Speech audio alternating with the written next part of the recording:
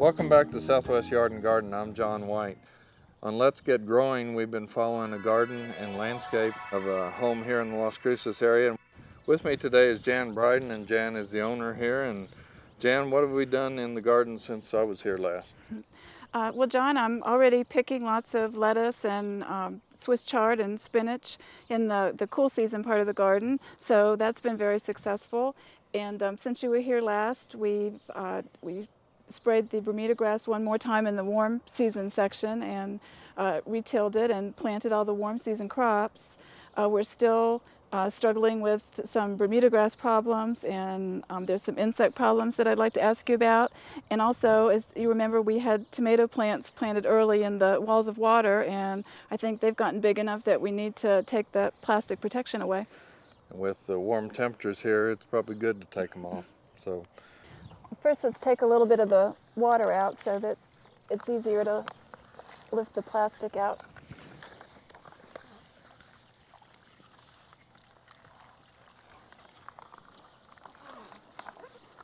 Kind of melt the water out of there. Yeah, I think that'll probably work. If you get that side, I'll get this side. Plants have grown a lot.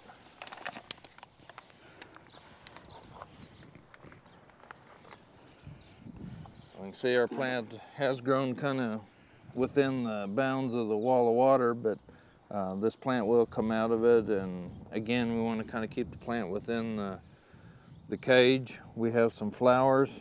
I guess this particular plant, I don't see any fruit on it yet, but some of the others I notice there's fruit on it. But one of the things we want to do with the tomato, since it's wind pollinated, is to make sure that we shake the plant and shake those blossoms to loosen the pollen that's in the flower so that you'll help get good production. But that plant will start to take over the cage here. Should we put the top on the cage so we'll be optimistic? And now one of the things that we do here in the southern part of the state, some of our tomatoes get so much growth on them that they outgrow the smaller cage. So here we've just increased the height on the cage, and the tomato will grow up and pretty much fill this whole cage.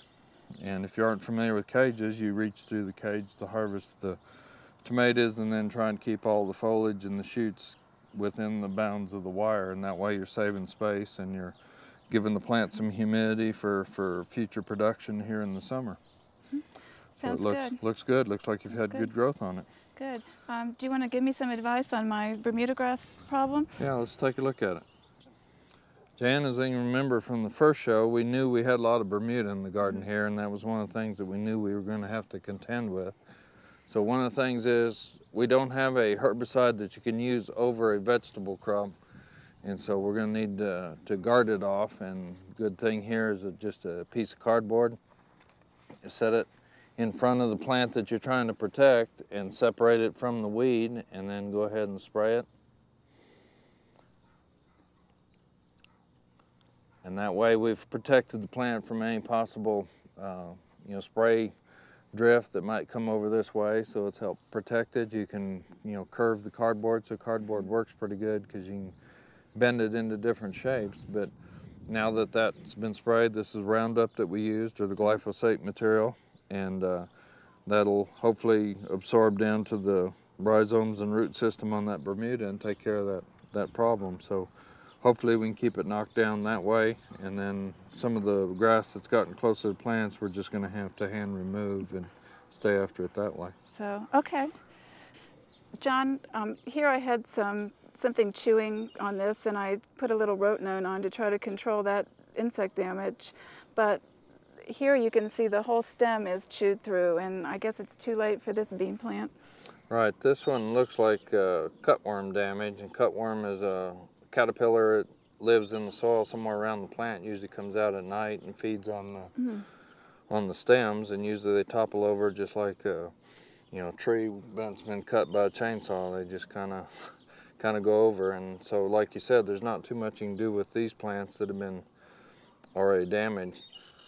But what you can do when you're starting out, either with transplants or you have your plants up to some size and you're worried about possible cutworm damage, is to use a paper cup and just cut the bottom out of the paper cup.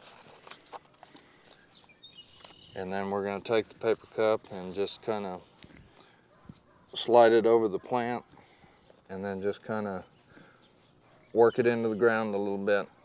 And the cutworm can't climb over the cup, so it can be a styrofoam cup, it can be a paper cup, or if you have even a plastic cup if you want. But these work pretty good, and after the plant gets some age on it, then the cutworm won't bother it, and then you can either remove the cup or just take the scissors and cut it loose and remove it, or you can leave it for a while, so it'll break down. What plants besides beans do the cutworms bother?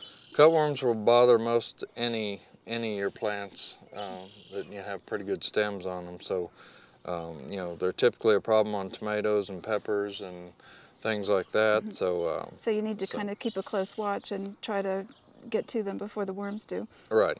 And that may require putting one of these around every plant. If the damage is here, then obviously you've got a cutworm working in the area, so we want to put it on all the plants. John, is there anything that you can treat the soil with to try to control the cutworms? Okay.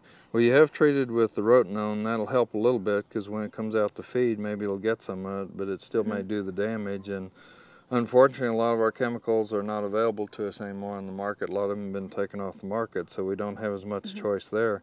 Organically, you could use something maybe like the beneficial nematodes. They will go after insects that are harboring in the soil, but these little paper collars and cups help a lot, and so that's probably the best thing, and probably one of the more inexpensive things you can do. Okay.